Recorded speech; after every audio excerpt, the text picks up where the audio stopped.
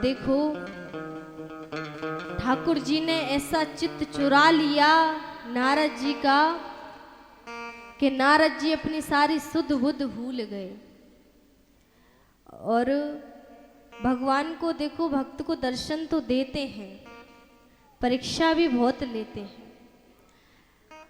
अगर आपके जीवन में दुख है तो उसको भी सहन करना सीखो। अगर सुख है तो उसमें भी भगवान को भूलो मत, भगवान को याद रखो। क्योंकि सुख हो या दुख, आपके जीवन में अगर शांति आनंद आ सकता है तो वो ठाकुर जी की कृपा से। बस भगवान को याद रखिए, भगवान को कभी भूलो मत। अपने जीवन में एक कार्य अवश्य करो। जितने आप कार्य करते हो वो तो करते ही हो। नहाना धोना हो गया, भोजन करना हो गया, घूमना फिरना हो गया। वृंदावन में आते हो, घूम लिए फिर लिए, कपड़े खरीद लिए, एक कचौड़ी का दोना पकड़ लिए, कचौड़ी खा ली, अपने घर चले गए। देखो यही खाली जीवन थोड़ी है। भगवान का भजन भी तो बताया गया है, क्योंकि ये सब चीजें तो पशु भी करता है। तो भगवान ने आपको इतना सुंदर अवसर दिया है, मनुष्य जीवन दिया है, तो इसमें एक कार्य अच्छा करो, भगवान का नाम जाप करो, भगवान का भजन करो।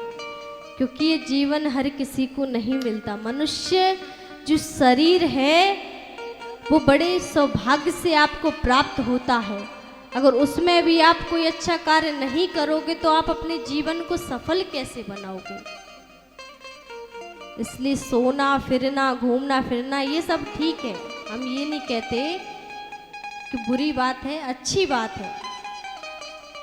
लेकिन वृंदावन आए हो तो इतना तो कर ही सकते हो कि एक कोने में बैठ करके ठाकुर जी को दर्शन कर सकते हो। ठाकुर जी को कुछ क्षण आप बांके बिहारी के दर्शन करने के लिए जाते हैं तो बीच बीच में पर्दा क्यों लगाया जाता है?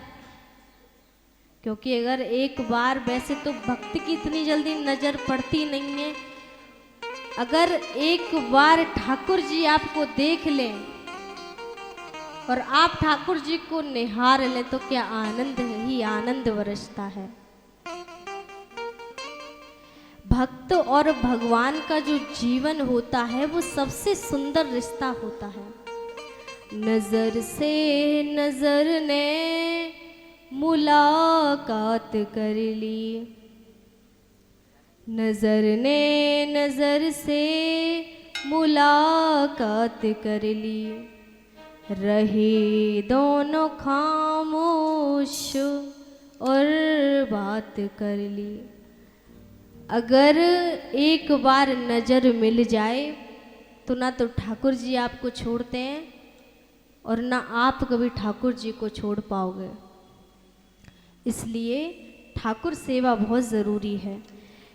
अब नारद जी बताते हैं कि हम पहले दासी पुत्र थे और अब पहले हम इतनी भक्ति नहीं कर पाए, तो ये जो जन्म हमको मिला है, हम मानस पुत्र बने, ब्रह्मा जी के पुत्र बने हैं, तो भगवान ने ये सुंदर अवसर दिया है कि हम उनकी भक्ति करें।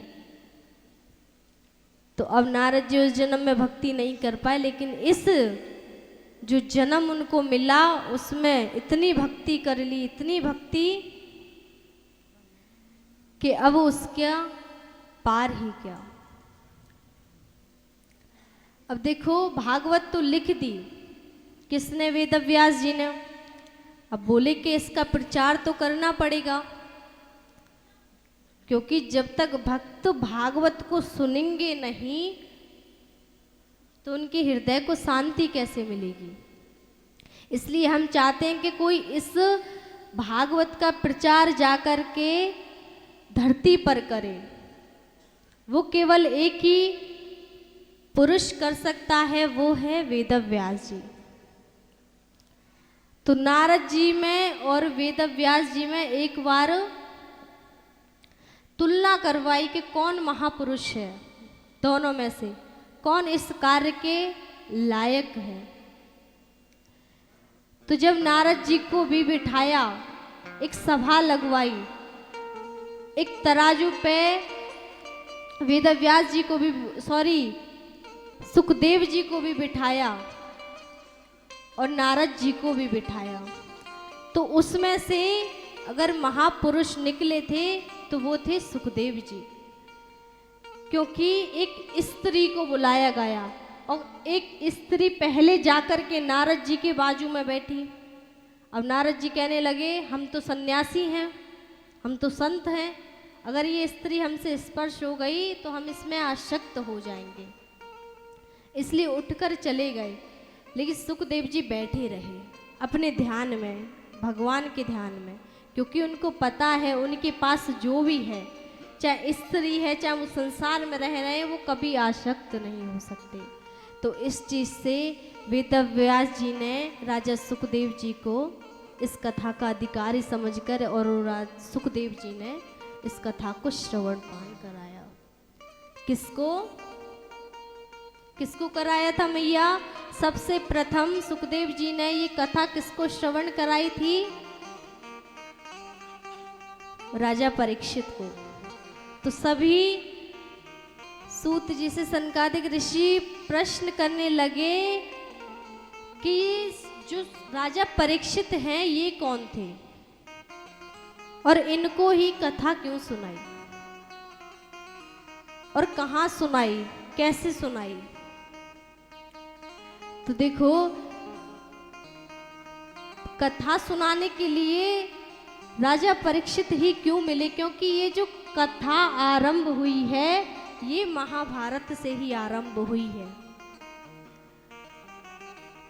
तो जब ये कथा महाभारत से आरंभ हुई तो सबसे पहले जब कौरवों का और पांडवों का जब युद्ध हो रहा था, युद्ध के लिए दोनों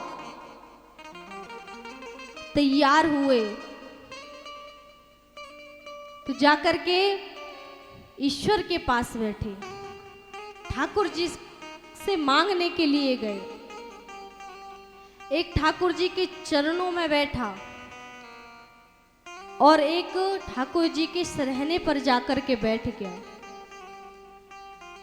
दोनों ही मांगने के लिए गए, अर्जुन भी और कौरव भी। दुर्योधन जाकर के भगवान के सरहने पर बैठ गया, और जो भक्त होता है वो भगवान के चरणों में ही रहता है।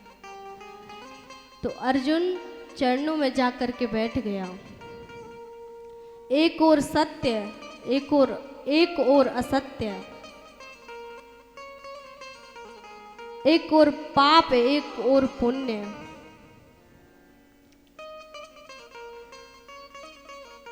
तो दोनों मांगने के लिए गए। तो भगवान ने बोला, जो पहले आया है हम उसी की तरफ रहेंगे। तो देखो, भक्त को क्या चाहिए होता है? भगवान। जब मांगा, दुर्योधन ने बोला कि हम आपको लेकर के क्या करेंगे, आप ऐसा करिए, आप हमको अपनी सेना दे दीजिए। और अर्जुन से मांगा तो अर्जुन ने क्या बोला? हे ठाकुर, हे कन्हैया, हे द्वारकाधीश, हम आपकी सेना लेकर के क्या करेंगे? हमें तो आप हमारे साथ हो तो हम ये युद्ध किया, ऐसे हजारों युद्ध पर विजय प्राप्त कर सकते हैं। अगर हमारा ठाकुर हमारे साथ है तो ये तो बहुत छोटी सी लड़ाई है, हम दुनिया की बड़ी से बड़ी लड़ाई भी जीत सकते हैं जब हमारे बांके बिहारी हमारे साथ हैं, जब आप हमारे साथ हो। तो देखो, अगर व्यक्ति एक लकड़ी लेकर के चलता है तो वो उसका सहारा बनती है। अब जब बहुत सारी लकड़ियां इकट्ठी करोगे तो वो बोझ बनती है। आप सर पे रख लीजिए बहुत सारी लकड़ी, तो वजन लगेगा कि नहीं? और एक लकड़ी लेकर के चलोगे तो वो ही अगर मजबूत होगी तो वो ही आपको जहां भी जाना होगा वहां पहुंचा कर ही रहेगी। ऐसे ही अर्जुन ने बोला, हे ठाकुर आप हमारे साथ रहिए, आप ऐसा करिए सेना इसको दे दीजिए और आप हमारे साथ चलिए। युगल सरकार का हाथ हो सर पर,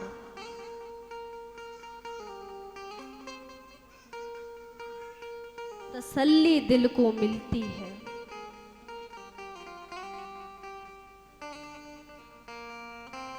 किसी की नाव पानी पर चलती है, हमारी नाव रेत पर चलती है। अगर आपके साथ बांके बिहारी हैं, अगर आपके साथ ठाकुर हैं, तो आप कोई भी युद्ध हो आप उस पर विजय प्राप्त कर सकते हो। और ऐसा ही हुआ, जब ठाकुर ने बोला कि हमको कौन लेना चाहता है, तो दुर्योधन ने सेना मांगी और दुर्योधन हार गया। और ठाकुर के साथ, अर्जुन के साथ खाली एक थे, बांके बिहारी, एक हमारे ठाकुर जी, और उसने इस युद्ध में विजय प्राप्त की। सौंप दिया इस जीवन का सब भार तुम्हारे हाथों में, अब जीत तुम्हारे हाथों में है, हार तुम्हारे हाथों में। भक्त की जीवन में जितनी भी समस्या होती हैं, उन समस्याओं का समाधान कर सकता है तो वो खाली हमारे ठाकुर जी होते हैं। वो ही आपकी समस्याओं का समाधान कर सकते हैं। व्यक्ति से आसक्त रहोगे, व्यक्ति से आसक्ति करोगे, व्यक्ति से एक्सपेक्टेशंस रखना बंद कर दीजिए। किसी भी व्यक्ति से आसक्ति आपके दुख का कारण बनती है। आपने देखा होगा, जितनी आप किसी इंसान से उम्मीद लगाते हो वो ही आपको दुख देता है। जितना प्रेम आप इंसान से करते हो, सबसे ज्यादा दुख उससे ही मिलता है। 4-5 दिन के बाद कुछ समय याद रखेगा, बात करेगा, कुछ समय के बाद वो आपका चेहरा पहचानने से मना कर देगा, वो आपको भूल जाएगा कि आप हो कौन। इसलिए अगर सच्ची प्रीत लगानी है तो अपने गोविंद से लगाओ, अपने ठाकुर से लगाओ। पर आज का व्यक्ति तो ऐसा है, भगवान से प्रीत बाद में होगी, पहले इंसान से प्रीत होगी। इसलिए वहां आपको दुख के अलावा कुछ नहीं मिलेगा। इसलिए अपने जीवन को, एक ही अपने जीवन में नाम रखो अपने किशोरी जी का, उनको ही याद रखो, उनको कभी भूलो ना। तो युद्ध समाप्त हुआ, सारी सेना दुर्योधन की मारी गई। तो जब मारी गई तो अर्जुन की विजय हुई, वो विजय प्राप्त हुआ। तो जब अर्जुन की विजय हुई, फिर भी उनके जो हृदय है वो जीत कर भी हार गए थे। क्यों? क्योंकि जब ठाकुर जी हमारे साथ रहते हैं, जो दुख में ही रहते हैं, और प्रत्यक्ष व्यक्ति दुख में ही याद करता है, सुख में भूल जाता है। इसलिए बोले कि इससे अच्छा तो हम हार ही जाते, कम से कम हमारे गोविंद हमारे साथ तो रहते। अब जब विजय प्राप्त हुई तो हमको छोड़ करके जाने लगे। अब दुर्योधन हार गया। अब पांडवों के जो पुत्र थे, दुर्योधन ने बोला, अश्वत्थामा कहने लगा कि आपने युद्ध के लिए सबको तैयार किया, आपने सबसे बोला, लेकिन एक भी बार हमसे नहीं बोला आपने युद्ध के लिए। अगर आप हमसे बोलते तो आज शायद आप इस युद्ध पर विजय प्राप्त कर पाते, क्योंकि परम मित्र जो होता है वो सहायक होता है। तो अगर आज हमको पुकारते, अगर युद्ध के लिए कहते, तो शायद आज पांडव हारे हुए होते और आपकी आज विजय हुई होती। तो बोले आज भी तुम्हारे पास मौका है, क्या हमारी मदद करना चाहते हो? बोले हाँ, हम आपकी मदद अवश्य करेंगे। तो देखो जो पांडव हैं वो अपने शिविर में विश्राम कर रहे हैं। ठाकुर जी तो सारी लीला जानते हैं, भक्ति की हर बात जानते हैं। अगर व्यक्ति चोरी भी कर रहा है ना तो उसे पता है कि कोई नहीं है तो चोरी कर लेता है, लेकिन एक व्यक्ति ऐसा होता है, एक ईश्वर ऐसा होता है जो हमारे ऊपर नजर रखता है। उसको सब पता होता है, आपके दुख का, आपके सुख का। तो बोले हम तुम्हें अवसर देते हैं, 5 पांडवों के सर हमें ला करके दो।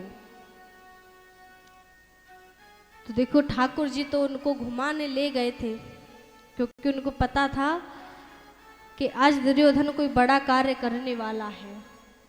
तो 5 पांडव थे, 5 पांडवों के 5 पुत्र थे। 5 पुत्र लेटे थे और 5 पुत्रों की शकल अपने पिताओं से मिलती थी। और दुर्योधन गया अश्वत्थामा से कहने लगा जाओ अब अपना कार्य करो। तो अश्वत्थामा गया, अश्वत्थामा जा करके अब शिविर जहाँ पांडवों के पुत्र लेटे थे वहाँ बहुत अंधेरा था, तो वो पहचान नहीं पाया और पांडवों की जगह पांडवों के पुत्र ले आया।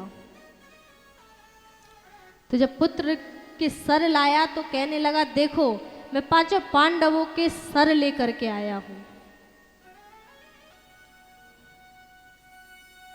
तो जब दुर्योधन ने सर निकाल करके देखा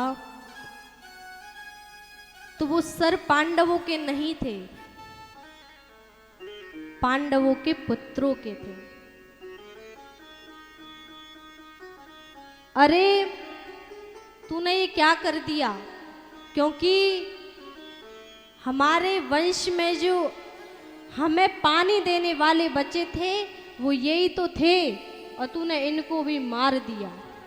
सुख इस बात का हुआ कि 5 पांडवों की हत्या हो गई, तो उसको एक वरदान था, अगर उसके सामने सुख और दुख दोनों एक साथ टकराएंगे तो उसकी मृत्यु हो जाएगी। सुख इस बात का था कि पांडवों पे विजय प्राप्त कर लियो, दुख इस बात का था कि हमारे वंश में अब कोई पानी देने वाला नहीं बचा। तो जब दोनों टकराए तो उसकी मृत्यु हो गई। तो अब पांडवों की विजय हुई और कौरवों की हार हुई।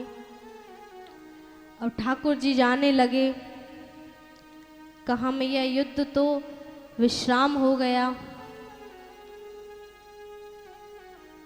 देखो ऐसे ही भगवान की कथाओं से हर एक कथा हमें जीवन में जीने का तरीका बताती है। इसलिए एक प्यारा सा भजन होगा, उसके बाद हम सब लोग फिर से इस कथा में प्रवेश करेंगे।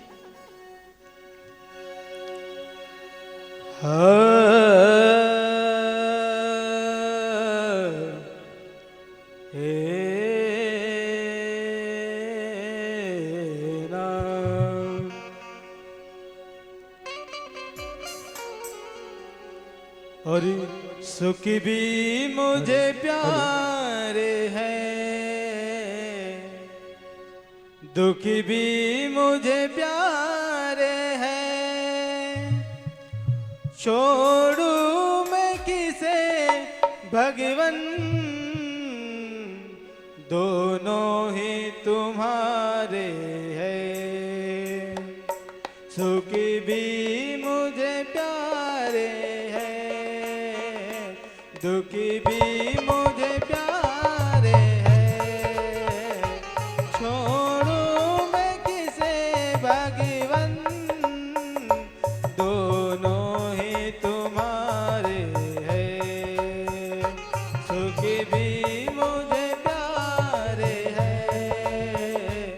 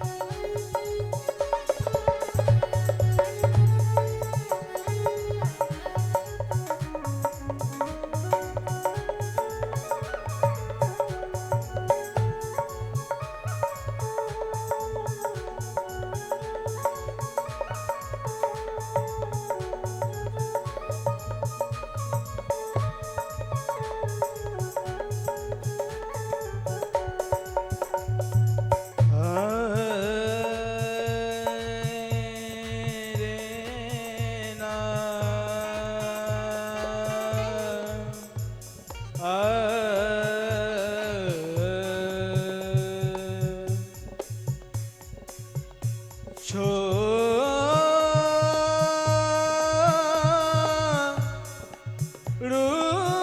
किसे भगवन, दोनों ही तुम्हारे हैं। दुखी चाहे ना कोई भी,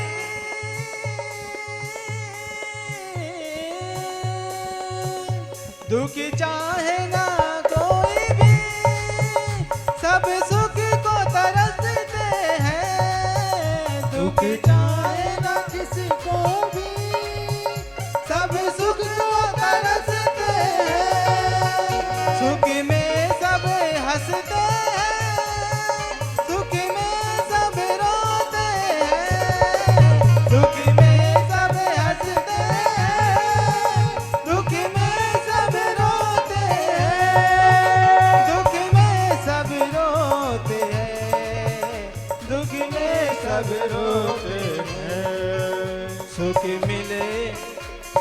मिले जिसे उसको, सुख मिले जिसे उसको, दुख के ही सहारे है, दुख के ही सहारे है। सुख भी मुझे प्यारे है, सुख भी मुझे प्यारे है। छोड़ू मैं किसे भगवन, दोनों ही तुम्हारे हैं। छोड़ू मैं किसे भगवन, दोनों ही तुम्हारे हैं।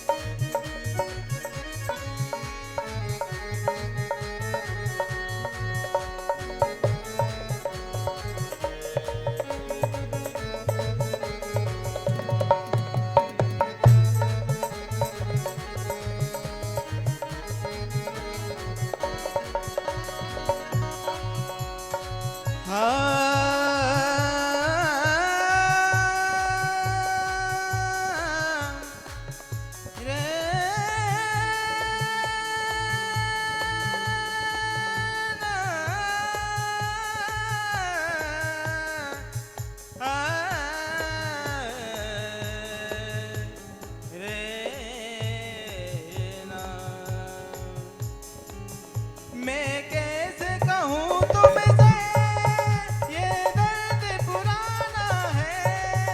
ये कैसे कहूँ तुमसे, ये दर्द भी तुम्हारा है। मैं कैसे कहूँ तुमको, ये दर्द पुराना है। मैं कैसे कहूँ तुमको, ये दर्द तुम्हारा है। जो भी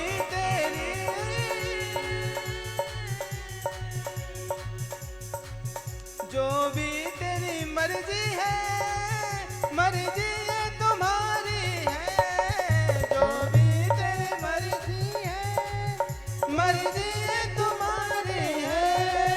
मर्जी ये तुम्हारी है, मर्जी ये तुम्हारी है।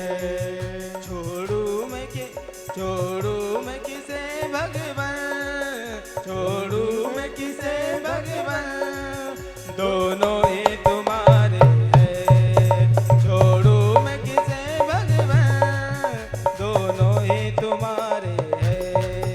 सुख भी मुझे प्यारे हैं, दुख भी मुझे प्यारे हैं। छोड़ू मैं किसे भगवन, दोनों ही तुम्हारे हैं, दोनों ही तुम्हारे हैं, दोनों ही तुम्हारे, दोनों ही तुम्हारे, दोनों ही तुम्हारे, दोनों ही तुम्हारे।